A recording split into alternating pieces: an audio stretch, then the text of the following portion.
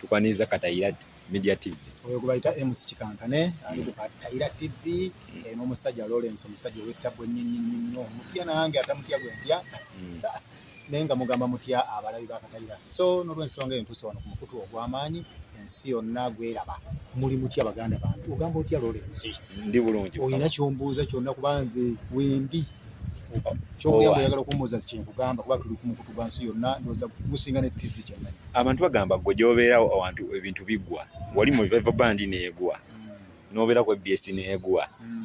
kati oli ku Nice naye kati tulaba ate ekintu kitambuza bulungi Nice y'amaanyi. Revival Band tegwangako mukama wange teriiwo anti wulira tegwangako abantu bennyini bwe batekkiririzaamu bbonga bbo ono naaba nga teyeewa kitiibwa n'ono teyeewa kitiibwa ono takwatagana n'ono takwatagana n'oli olwo kwe kugwa kw'ekintu Revival Band esigalawo era omuntu yenna bw'ava eri n'agamba njagala Revival Band yeegenda mu maaso nga mmwe abaaliwo abatakwatagana nti oba Ndugga oba Bibuuza oba Nabbi omukazi oba Namisinga Ajati Madiina Bibuuza kwegamba kyekyasinga ekyo nga buli omu alaba akoze erinnya munene ate nga waliwo ayagala okumuwabula nga oluusi ate erinnya siri amaanyi nga bw'olaba erya Bibuuza oba erya Nabbi omukazi naye sirabawo yasuula Revival Band okugyako okwalimu obutakwatagana bulungi naye mutako ono mutegeera oyo mujolo. Mu bonna abaana abava mu Revival Hassan akyasigadde akyayimba kadongo kamu akyali ow'amaanyi lwaki kiriwo ekityo Nabbi omukazi yalagawa bena Namisinga baddawa Ajati Madiina ebintu bino kati ebyokuyimba lwakuba abantu tebabimanyi nze musikikankane kati olwali kankunyumya ebintu by'okuyimba biri bwe biti ebintu by'okuyimba tekulinga kulima tekulinga kusobola okuyimba kulinga kusanyukamu kati Ajati Madiina yeekolera bibye Ajati Madiina yeekolera bibye kubanga yatundako n'ennyanya ku kkubo kyenvudde nkugamba nti okuyimba si bizinensi kalindozi omulaba yagenda niyeesuubulira ennyaanya munaamulaba mu buleega eddagala ly'ebiyenje ery'ebiku abulayo lya buwundo nemunyeera kakati sono olw'ensonga okutandika okukola buli kimu kyayagala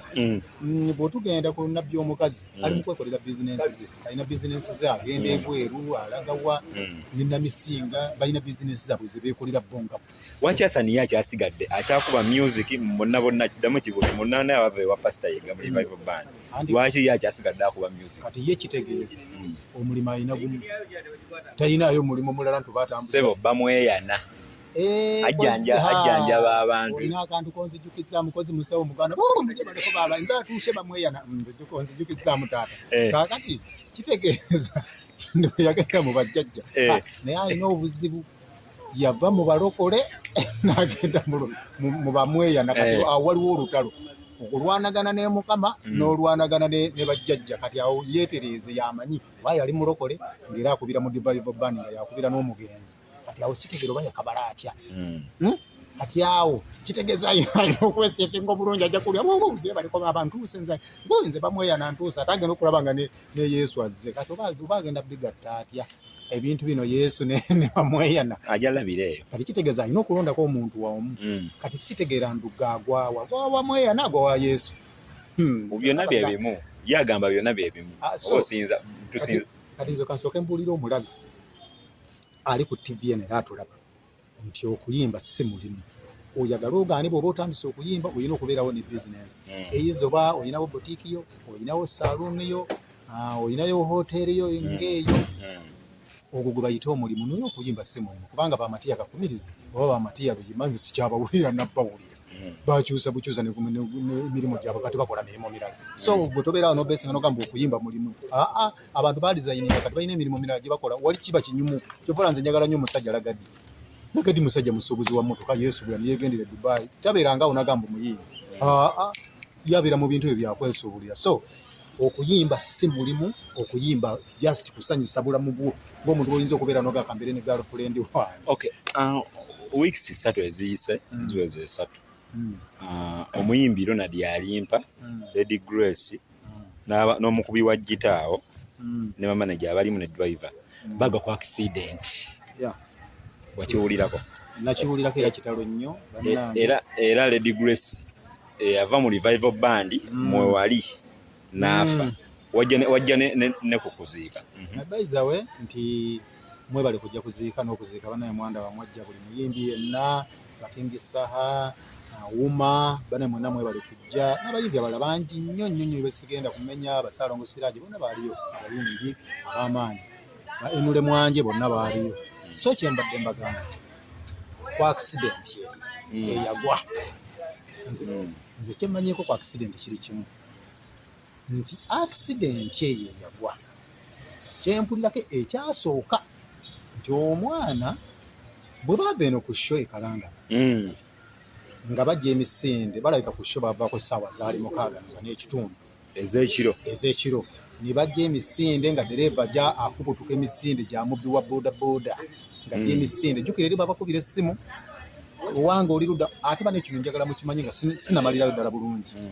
bannanga abantu bapromota abantu abategeka ebivulu be batukozesa accident omusajja bamukubira essimu dereeva bwe bakubira Alimpa bwe bakubira n'abalimu bonna nga bagamba bakire mutuuka obutebe buno bagenda kubwasa bennyini bapromota be bavaako accident wali mulala jjukira nti eryekkubo biriko ebimotoka bino ebisomba omusenyu ekkubo lyaliwo omuggola n'ebinnya bingi kati bambi omwana aleeta emisinde atya okutuuka ku show emmotoka bagyokye jjukira kati gwe mulembe kati oguliko kasita bwegiraagira bwoti bali luddawo bano akabiri bali ate tebatwokya pe negundi Umaru Mwanje onugundi mune waraga faya yani Abudumulasi twali ruwala tutuuka ngenda kuddayo nowali tutuuka wano nava ku TV wano kwenkola ku TV munaye nga tuvaako ne Umaru Mwanje nga tuvuga nga tugenda twatuuka ssaawa zaali zigenda kuwera ssaawa 7 tuba twakayingira bwe tuti 7 nizikoona ne batugamba ne basooka ne batwaniriza mwebale taata basereebu kikankane yoyo omunene sereebu waffe atuuse omunene ne ŋŋamba abaana erinnya lye nakola lino nga ddene kumbe banjagala okunteeka mu nkuyanja y'abantu bali abangi tebaagala mpetenzireyo bwe mbalabira bali abangi ntebe entajambwa bakakyekyo obunene waffe ne batandika n'okusiimula ku muruka ninga bannange erinnya lino bwesereebu nga bugenda kunzita kumbe bagenda okunsuula mu njuki olwatuuka wali balinga 10 ne balyoka bansuula mu bantu 10 ngezi wawulira otya ne bagamba sebo ne bajja ku muruka buli omu ng'ayogera bibyo manyi abantu babeera abangi amaloboozi gano gatuuka ne gakola eko Abudumulasa tugenda kubalya zino ssaawa mmeka temutuusewo olwo tuba tujja mu kkubo tusanga obutebe babutwala tuyimirira ne Umaru Mwanje tubaga bannyabo amujje tuzze temutumanyiira ffe sente zaffe tuzijjeeyo ate muzijjeeyo mutya buno si butebe temutumanyiira aga niŋŋamba Umaru Mwanje emmotoka eno naakagigula bammanja nayo ne kasente twali bane tuwetaniza emmotoka yange kubange walabika tewaabe walungi kikankane naawe nzi tuli basereebu tuli banene tuyina erinnya ate bagenda tukola kituzze nemugamba tuzze olwo sipiidi njikendezezaamu tuzze siteesi ya Mayanja kyamutuukako okijjukira olwo bwe ngenda nyumya njagala kutaasa motoka yange naakagigula njagala kutaasa motoka yange naŋŋamba tugende wetwasangira abo abantu ne batuwesanga bwe basiimula ku motoka kikankane taata wabulira wataata bwedda tubalaba ku TV ng'oweereza onyoola ekiwato taata kiringa ekirimu enje taata nyoola nimvuga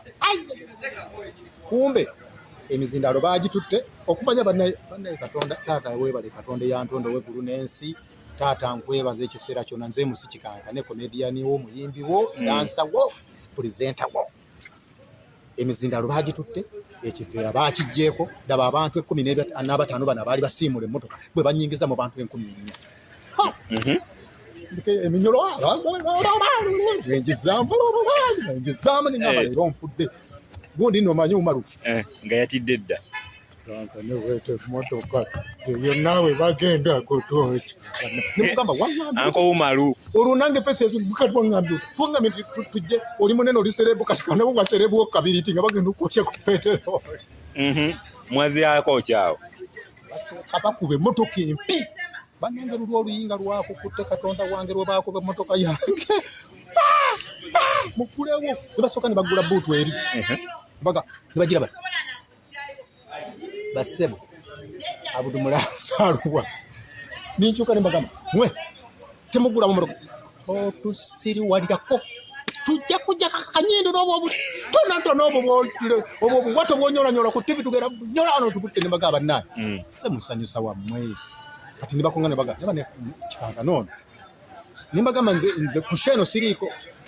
musajja n'aleeta ogupapula bw'ati nagamba onani nakufasi kakwendi nasirika ne bagamba ne mundeke nze ndikazanyikiriza embuga obuzi bayimbi nange njagala okyejjamu naye nga kivaamu tuba tuli awo nga batugamba tubawadde eddakiika 10 abiri kale katubongere 10 Abudumulasi nga tumulabye wali muli baserebu tukimanyise bo muli baserebu era muli banene kikankane ne wuma lumwanje netwagala Abudumulasi kakati ebyembi bituuka tuli awo emotoka baginyeenya bwe bati bajjamu eminyolo batugitamu moroka erimu abantu mukaga baginyeenya eringa erimu omuntu ninga baba nengenda okufa nga sizadde baana wanjagala abaana bataano nina abaana aba ninga ngenda okufa nga sizadde moroka nibaga musoka munonye peteroli tusoko tokyaka motoka kakikankane kanakakase nimaga bannange mafuta ga bagenda okukya motoka yange tuba tuli awo nga Abudumulasi atuuka nigira ayi mukama taata webali kontonda mukama taata webali nibali bagenda ku Abudumulasi namuga tukuwadde seconds 10 ng'oguddewo tukulaba baye gwalimu nasooka naagana obunyolo ne batandika obujjako nga babuka sukeri nibaleeta ejjinya nga bagenda tukuba temundeberwamu Abudumulasi naga yenze taata wendi wano temundaba nomuga tukulaba kakati sebo ogenda tubuulira obaddewa abantu lwaki ozanyira ku ssente z'abavubi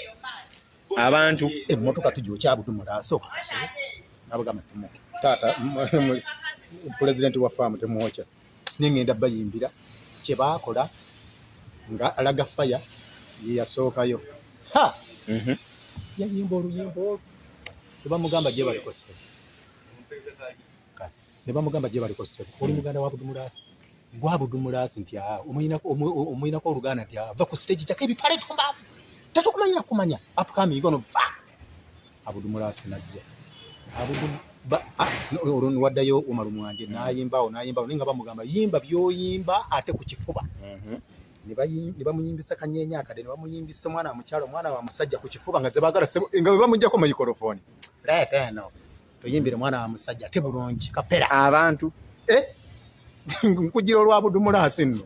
ne bamuyimbisa nga bagala namujja mu ngoye bali abantu bayita bakusaaga totumanyira buno obudde bwayiseko oli mu extra time totumanyira kye twagala kye tukola ne bamuyimbisa n'avaawo ng'entuyo zonna zituya nteri kwesiimuula ne wajja omusajja tata nanyini faamu Uncle Abudu omuga tusanyusa okukulaba febe MC tuwa akazinda labe cwi ne batandika okwerowooza ennyimba kandabe abaana bo bakuŋŋaanye ng'okyali muto nga tannaba kufa abaana bo bakuŋŋaanye ng'okyali mulamu bakuŋŋaanye ne bagakati lwe twagala tagaba naye mukama katonda ku fulaasi kweruli nanonya ku fulaasi nga teruliiko kapera ate lugwe lwali wadda kikezi oba ttaano ogenda duyimba Abudumulasi yayimba ennyimba n'ayimba omusono gwa Mungu nga bwe bamugamba nti ate kati zina kapera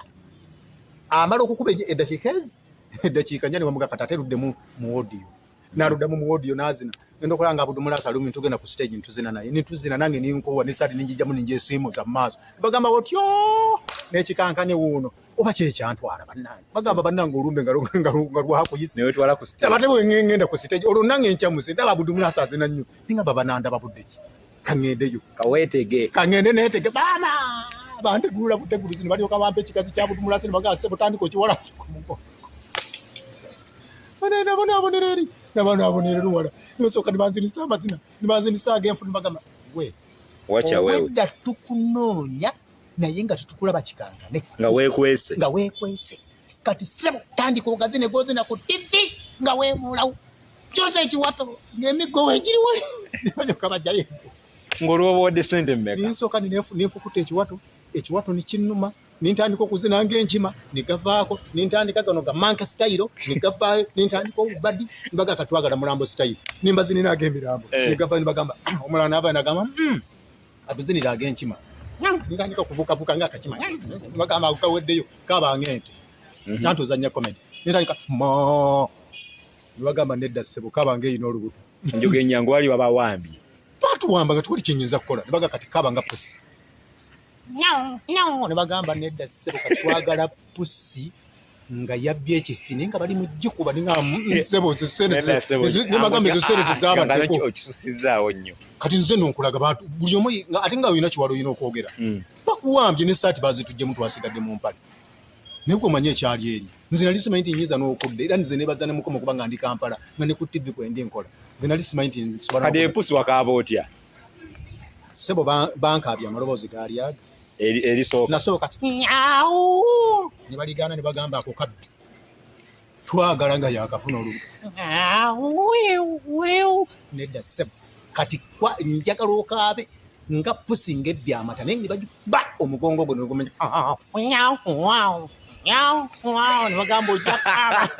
fe twabagamba okusoma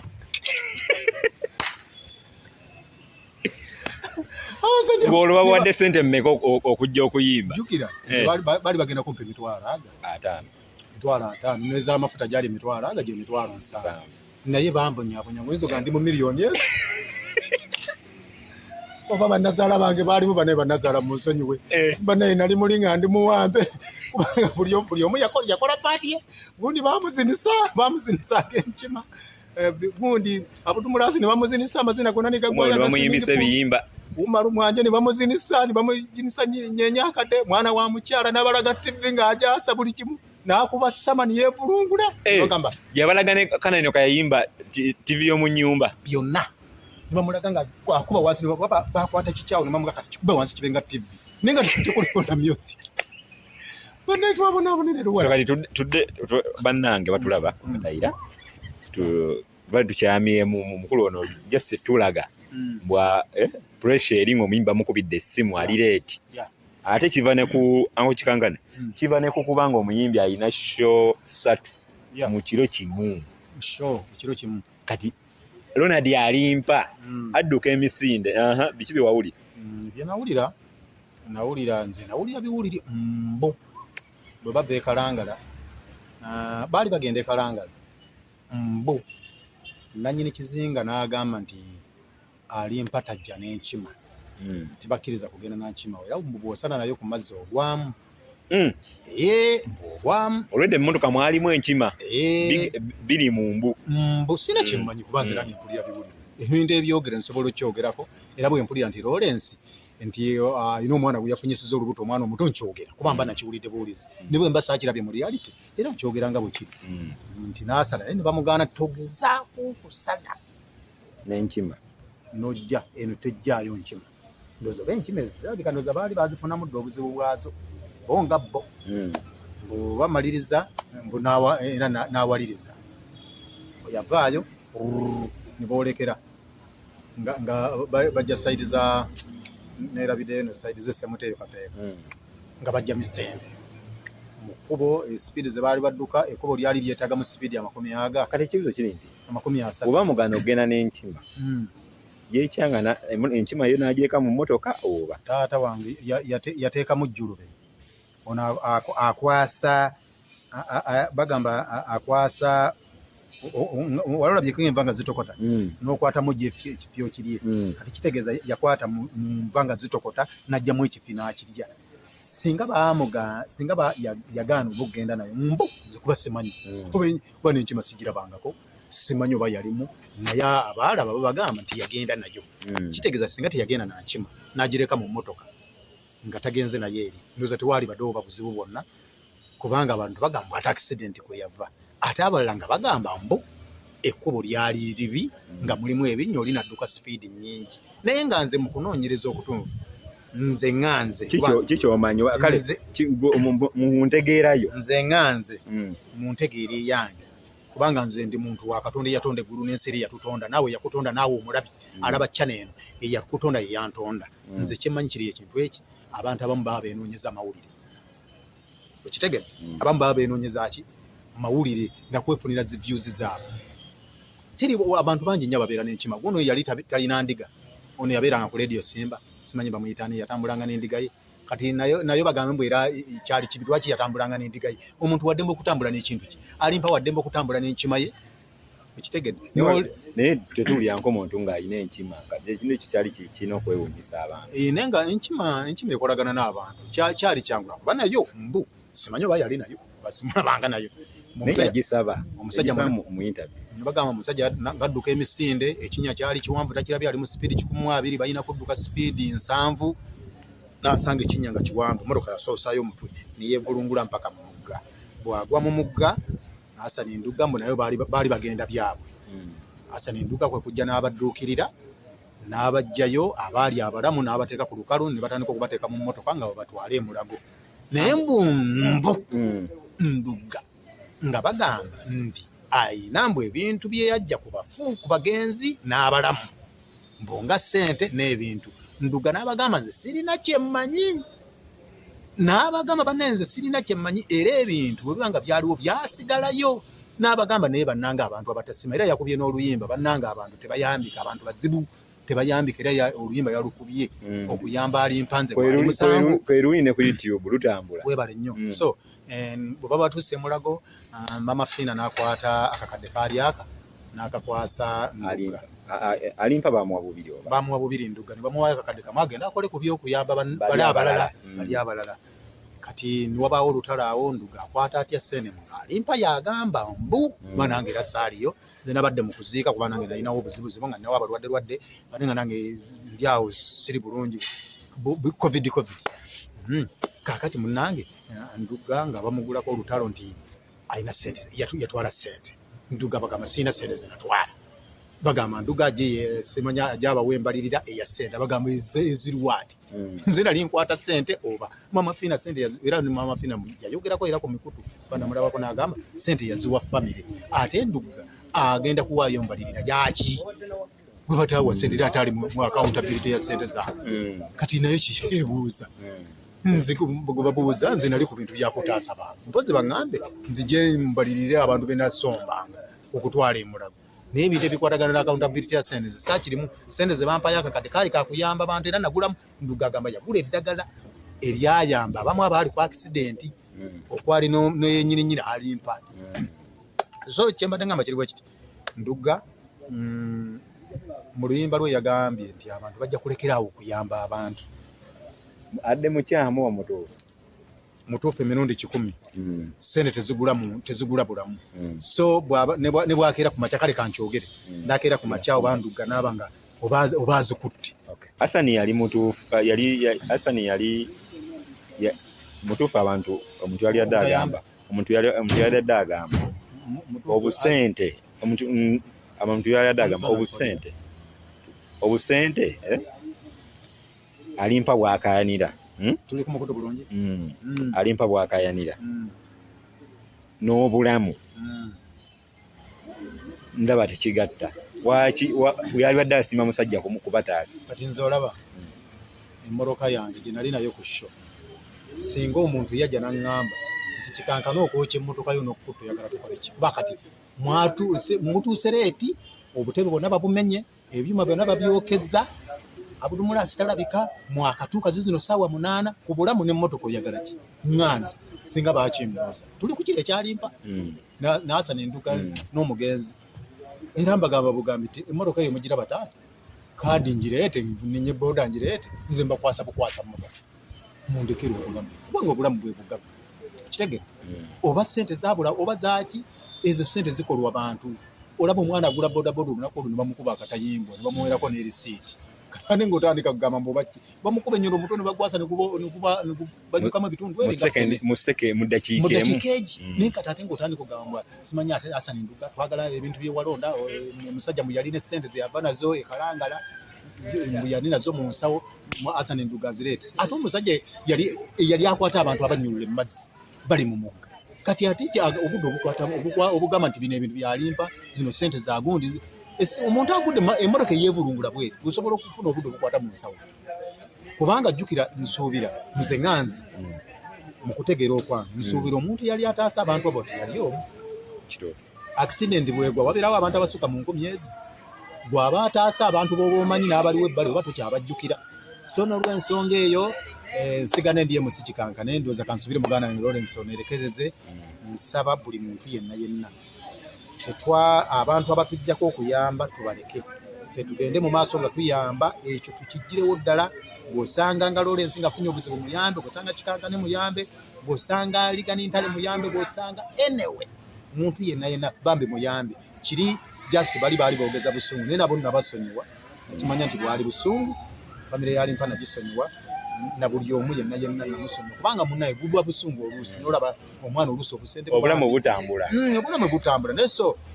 accident mukama balamuze ekisa bambi abava mu bulamu bw'ensi era gafaya bambi kasubira gafaya ndoza katagenda aterera abudumulasi namwe bambi obusungu bambi naye tukusaba bambi obukendezo kuba yali anyizeemu ng'ate Ndugga atandise omwataakinga ate nga Hassan naye atandise okwataakinga abudumulasi so era ku kintu ekikwatagana na accident so beesonyiwe bakyesonyiwe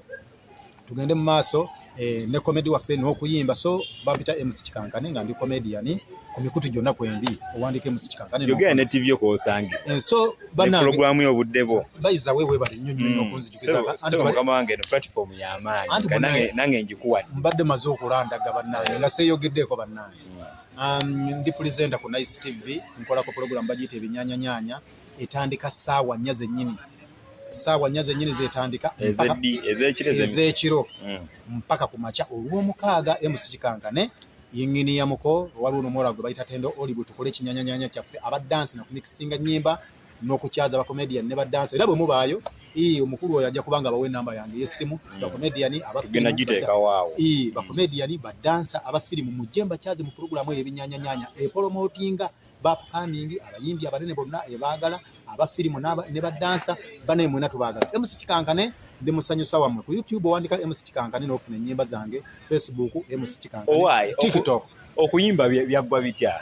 waita olina kitone nze kyakuyimba ng'osoba byakuzina byokka nze ndi mugezi kati nze nabala namanya nti eno face yeetaaga okutunda n'omuyimbi alwana nnyo kutunda face kyobulama nti aba ayimba nga tafunye opportunity emutwala ku TV kali nasala wayimbe bategereka n'akantu kokka kano kati nze bwe namanya ningamba y'okubonaabona nga ngina mu studio ne banzijjako ataano gange lwaki sisaba ku TV ate ne basasula obedde amaloboozi galinga mafu ennyimba zaye kati bw'olaba Diana oluyimba luli sitede bw'olaba omutanda mwali oluyimba lwakola hiiti Diana yakola hiiti nina amagye ga Mukama ukitegedde eno feesi yekola hiiti si ddoboozi kati kapera tomulaba teyakola hiiti ku feesi ye mama wuya ze ufudde